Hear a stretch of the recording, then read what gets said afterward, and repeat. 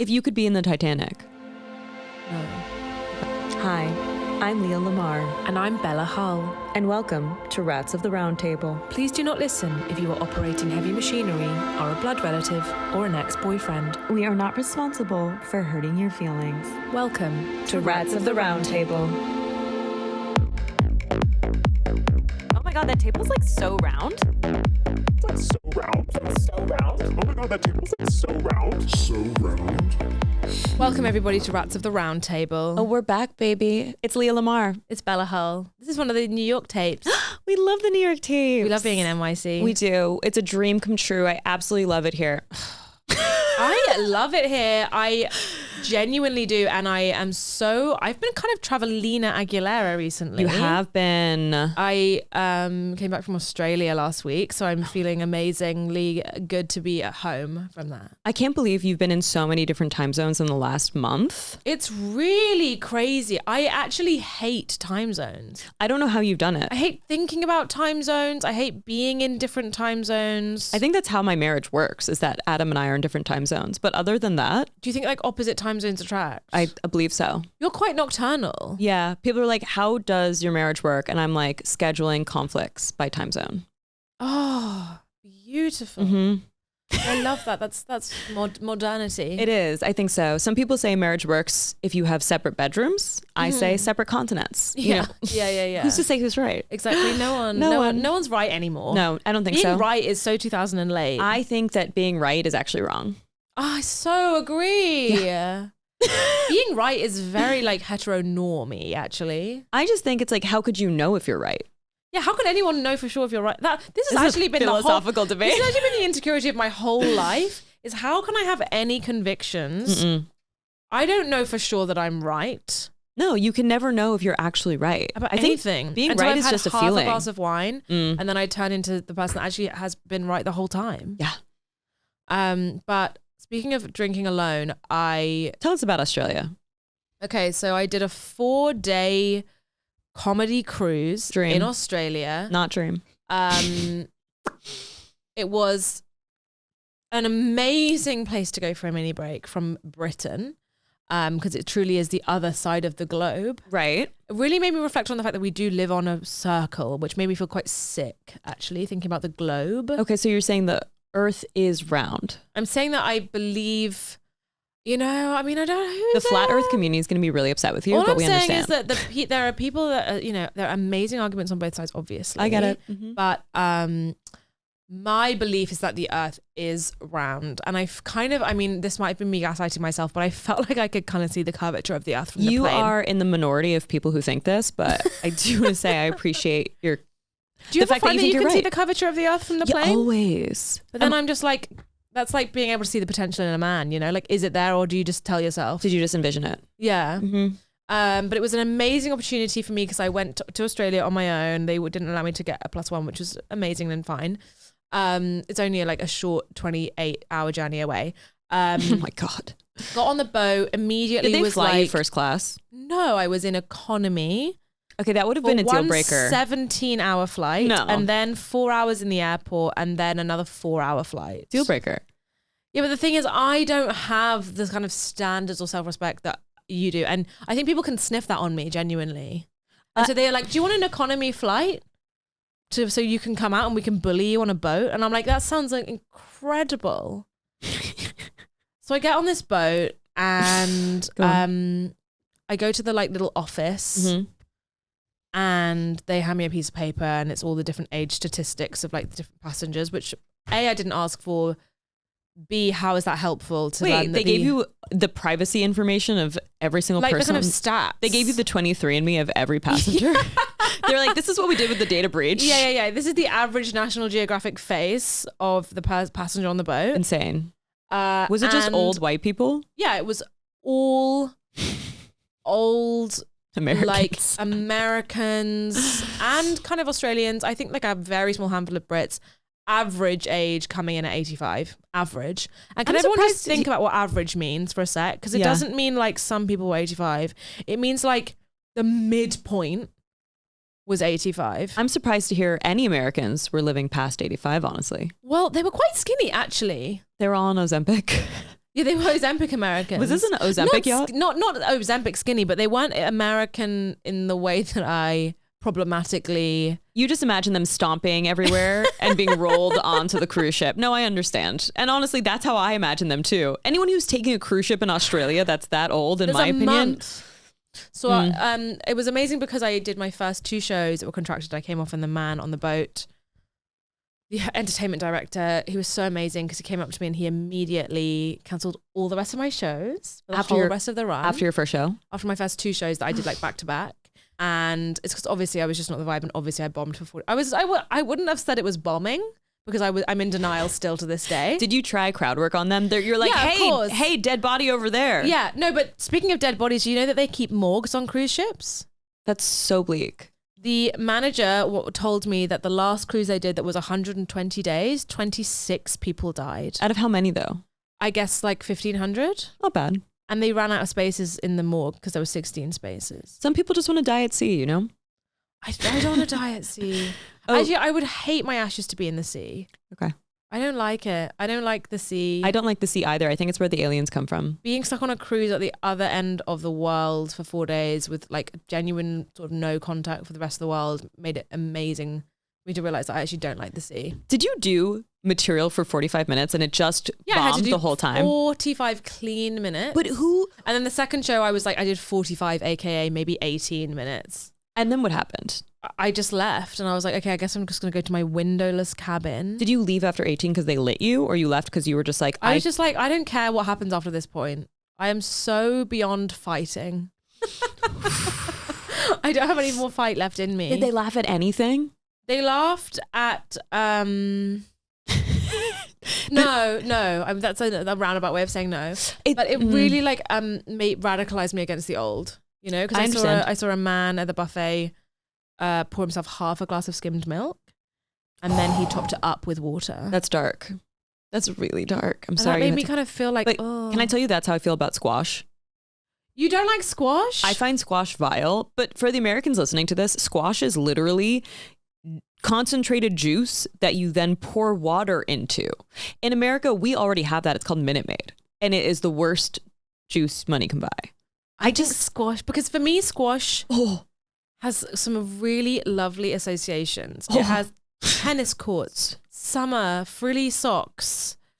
It's like kind of your mum that loves you is coming out with a tray of like refreshing drinks after you've just been like jumping on the trampoline in the sunshine, and it's a smell of like freshly cut grass. Can we just agree that it doesn't taste good? I think it tastes fucking amazing, but then I don't have taste. It's a nostalgia thing. It's a nostalgia thing, exactly. It doesn't taste good. Just admit it. Please, I need this. I need this so bad. I can't admit that it doesn't taste good. I'm being gaslit because right sometimes, now. like the other day I was so hungover and I just had like genuinely 2 liters of squash. I just drank it in the middle of the night. I just went gog, gog, gog, gog, gog, gog, gog, like a snake. I'm literally triggered by this. I had so much squash. I fucking adore squash. If you're coming for squash, you're coming for me and my gang. Okay, let's see the gang. It's just me. It's just me and your multiple personalities. My multiple personalities. This is for Americans representing squash. This is like Gatorade being watered down more. It is so vile. It's like a strong, but the thing is, it's not juice because it's not fresh. Adam is calling me. How annoying is that? I'm just like, I have a life. You can't just call me whenever you want to.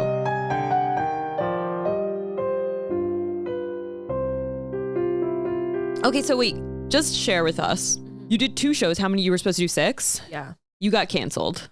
I got cancelled. And then I was in disguise for the rest of the 4 fucking days. Did you make any friends? I made no friends. I made one friend with this guy, this other comedian. Should we tell Seb? But then I was like, Seb knew the whole thing. But I was like, I also dislike when you make one friend in a sort of prison-like situation and then you have to spend every waking moment with them. Ugh. But think about it. If you're in prison, you have to have that one friend. Yeah, I know. And you were But there were some moments where I was like, you know what? I think I just want to go. He was like, where are you going now? And I was like, just back to my I don't even think you were in room. Yeah, I don't think you were in prison. I think you were in hell.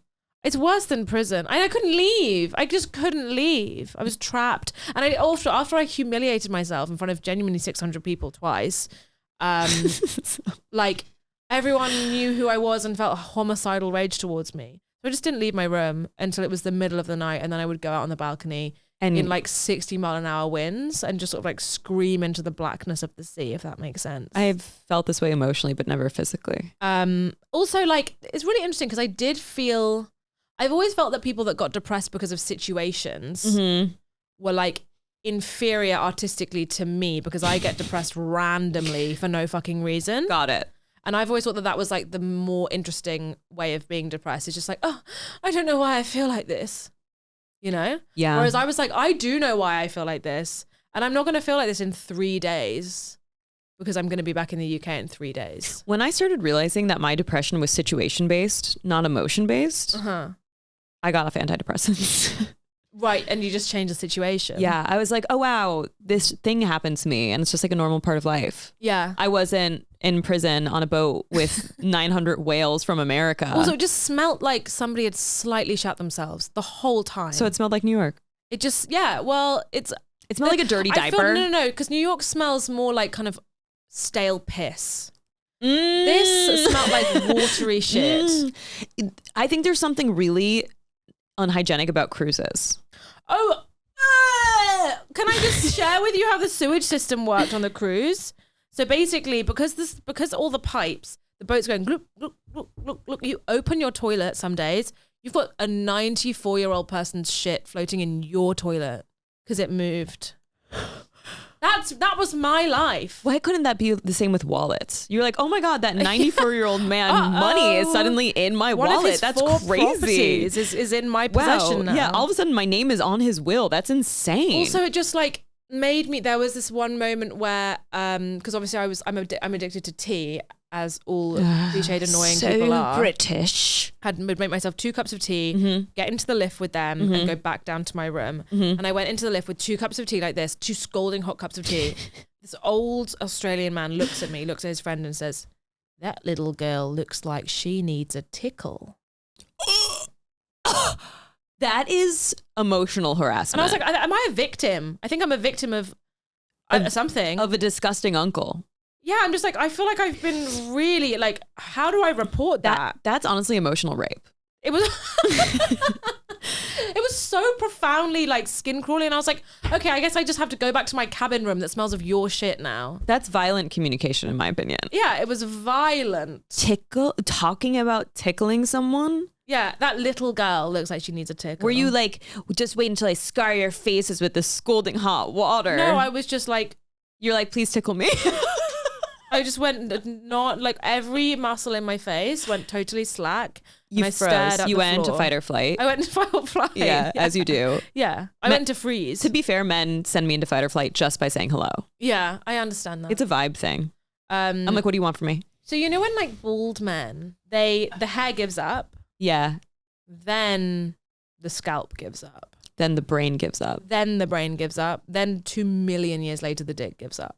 Yeah. But I was experiencing a lot of scalp give uppery on this cruise. And I'm talking, well, what I can only describe as like visual scabies on the head. Itch, itch, itch into the cauliflower cheese. I saw that. I'm thinking, okay, I'm never going to eat anything ever again. Oh, it's just like the dandruff going into the food. But it's not just dandruff. It's like scabs. It's like your skin. And they're picking it until it bleeds. Their head has like 2 little blood spots. I would love to never talk about this again. I just wanted to know that if I had to go through it, then everybody else has to hear about it. Wait, did I tell you what happened on my flight back from London? No, did somebody itch their head on this was on you? You just reminded me of this. So this guy gets onto the plane. Just the amount of confidence he had, I could only strive to have one day. It's the kind of confidence of someone who applies for a job they're not even remotely qualified for and expecting to get it. He gets on the plane with every single luxury designer handbag you can imagine. It was comical. I felt like I was watching a cartoon character. It was like 40 bags. Okay. Wow. He came swinging on. And then when he turned, I saw his face and he was in white face. He was wearing so much sunscreen on his face. It was, but it wasn't like a funny. No. It was like, oh, did you actually just put a layer, like a white layer across his As in whole just face. it wasn't near a mirror when he was doing it. This is a mental illness layer. Sure, it's a mental illness. Yeah, you can't not That's know. my mental illness layer. Yeah, this is a layer that you can't not know. And then the kicker is his entire head is bleeding. Oh no. Wait, so he's bald? No, he's bald, but he clearly just went to Turkey, got hair plugs, then was flying from London back to LA. Oh my God. And he'd gone all these designers, went shopping, and he gets on the flight with this white face, head bleeding, all these, and he goes, "Is it too late to upgrade to first class?" And the stewardess just looks at him, and I'll never forget this, and she just goes, "Yeah." And it was like the amount of judgment was so beautiful. And he was like, okay. And then he went to the very last seat on the plane. Oh my God. You know was what? wild. This is how I've grown up, is with the impression that there is a certain level of wealthy that you can attain where you will never get on a flight with a bleeding head ever again. No, like if you have this much money, fly private. Or fly first class, like have already bought a first class ticket. Yeah. The upgrading is that's a haggler. There were even seats in my section. You know what I mean? The bleeding head is a haggler somehow as well. The bleeding head was wild to me. So it's in like bleeding into a million little dots. Everywhere. It was so wild. I was looking at it. It looked like when you are in a movie and it's like a tech movie where they zoom out on an image of the globe and it's like they put a dot of like every single satellite across the world. It's like that's what his head looked like. It was so funny to me. And I was like, wow, I wish I had this confidence. Yeah, I wish I had that confidence. I wish I had as bleeding well. head confidence. Yeah, I wish I had bleeding head confidence. Okay, should we move into our next segment? Yeah. Am I the rat for not bailing my cousin out of jail? Okay, let's hear it. A while ago was the first time she asked me for money, and it wasn't much, so I went ahead and sent it. Then it started becoming repetitive, and she had horrible excuses, which I didn't even know were true, or if I didn't even know if they were true or not, but I did it anyways because it was only $20 to $30 at a time.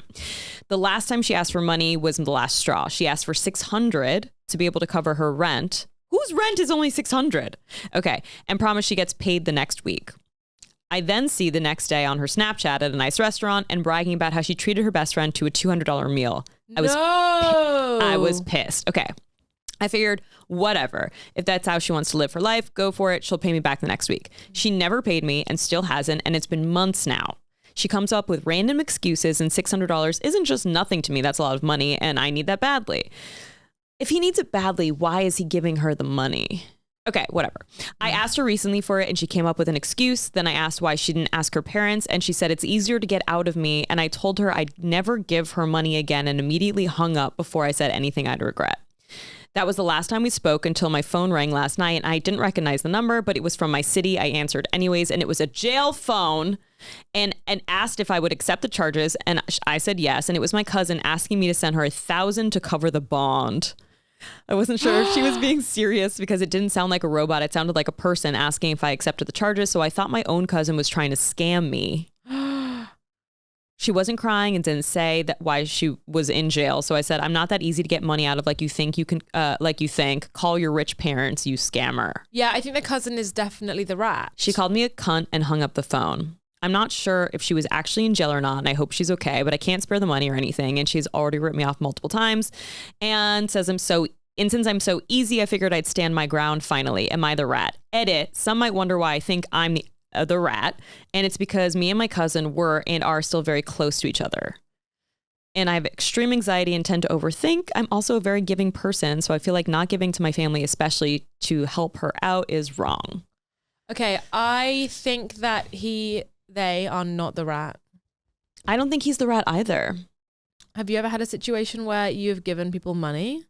Yes. I think that it's awful to borrow. Like I think that is something that I'm very careful of, is like not getting into that ever. I've borrowed money from people. Yeah, I've been burnt by those feelings. Well, so I remember once I was like really down and out on my luck and I borrowed $2,000 from a friend who had money. Yeah. And he was just like, the way that he said it made me feel like, yeah, I'll just take this. He said, it's nothing to me, which I was like, first I was like, okay, well, fuck you. But also thank you for admitting that. But thank you. But also it wasn't as if he was just giving it to me, Yeah. even though it was nothing to him. I still had to pay him back. Sure, yeah. So I did eventually pay him back, but it also put this weird strain on our relationship where I'm like, I can't hang out with you if I know that I owe you money, because then we can only do things where we can't spend money because I should be giving you this money. Exactly. I think that it's much healthier to just not ask for money from people that you are close to. Instead of burning a relationship with someone you actually like, burn a relationship with the government. Take out a loan, never pay it back, go to jail. That's my opinion. Or just like go on the run, or just take out a loan under a fake name. Don't Make ever friends pay it with someone back. that you don't actually like, and then borrow money from them and then cut them out. Yes, don't ruin your actual friendships or like, relationships with family. Like they always say, like, don't live with people that you are genuinely very, very close to, because you need people to sacrifice in case shit goes awry. You never know if that person's going to turn out to be a heroin addict. Exactly, that pisses on your head. And then doesn't make amends to you. And then doesn't apologize to you. And then you just are like, why? So I think not the rat, the cousin is the rat, but the cousin needs to learn to just actually start scamming people that they don't care about. True. Number Scam one. outside the family. Yeah. Yeah. She's a bad scammer. Yeah. She needs to learn to scam That's outside the fam. Because I think some scamming is kind of a victimless crime. Like minor scamming. Yeah, minor scamming out of people that either don't notice or like so stupid that they kind of deserve You it. know, when you're at a dinner with friends and then someone suddenly pays your bill, but you saw it happening, you're like, oh my God, what? No, you didn't. No, you paid the or whole like what bit. I do is like No. we finished dinner and we're definitely about to get the bill, and I'm like, I'm just gonna go to the bathroom. I really need the bathroom, and then I stay in there for 45 minutes. Yeah, and you're like, I had, oh my God, explosive diarrhea. No, you guys didn't. Oh, you guys paid the bill. That's crazy. Do I have to Venmo it? No. Oh my God, thank you. That's so nice. Yeah, exactly. You don't let them get a word in any. You just say the whole thing. You just have to, and then you pummel are them, out the door, bulldog, and then get out. And you're like, thank you for the meal. Yeah, thank you for the So meal. anyway, there's also this scam going around of like AI robos that would copy your voice and call people pretending to be from jail. There was like this huge scam going on. So he might have gotten robocalled, honestly. Oh my God, AI is so scary, but Also, so how does he not amazing find for out me. if she actually went to jail? Yeah, also doesn't she like, are there other Like- people that she can like, you Like, don't why just doesn't- exist in a universe where it's just you and your cousin. Yeah, like why don't you call her parents and be If like, you're close is she to- actually in jail? If you're close to your cousin, you're also close. There are also other people between you and your cousin, surely, that you're close to. Yeah, and couldn't you call the jail and be like, is my cousin there? Or am I getting scammed? Cousin! Have you seen The Bear? Yes. Oh my God, of course. Cousin! Cousin. Stop calling me that. I'm not your fucking cousin.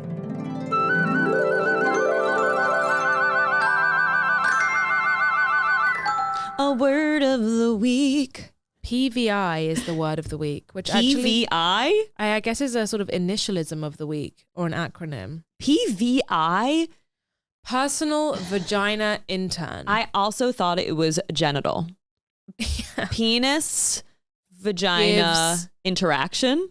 Penis vagina interaction. Oh, Penis that means gives- sex. Pub. Penis. Public. Public. Public genital interest. Pubic. PBI. Pornographic. Gorgeous. Wait, it's V. Oh fuck. PVI, Public Vomitorium Institution. It's what the Romans did. PVI. It's part of the Roman Empire. This is PVI. our Roman Empire. Oh, it's Private. Public Vomiting Incident. Oh wow.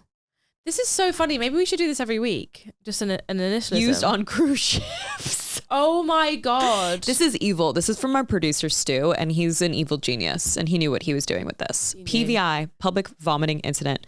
An Alpha is a medical emergency. A Bravo is a fire. And Kilo is a request for all personnel to report to their emergency posts, which happens in the event of, say, a necessary evacuation. Be wary of Echo, which is called if the ship is starting to drift, or Oscar, which means someone's gone overboard. A crew member told me he's only had 4 or 5 Oscars in 10 years of cruising. Wow, more people should commit Somebody- suicide on boats. The one friend I made on the boat said that he was on another boat one time, and there was an announcement in the middle of the night saying, everybody on this side of the boat, get off, get out, get to the middle of the boat, we're about to slam into another cruise ship. Did they? They didn't, but like everybody had to, like, all these old people like had All to like the get old up. fat American whales. Yeah, had to get up and like roll down the boat. Because they of the shifted the boat. weight enough so no one died. What a beautiful way to end this episode. And this has been another incredible episode of Learning Nothing and Rats of the Roundtable. Thanks for coming, everyone. Yeah, love you. Love you. Bye. Rats podcast of The Roundtable is a Turtle Canyon comedy production produced by me, Stuart Laws. Please rate, review, subscribe, share the podcast so that more people can listen to it. Thank you very much for supporting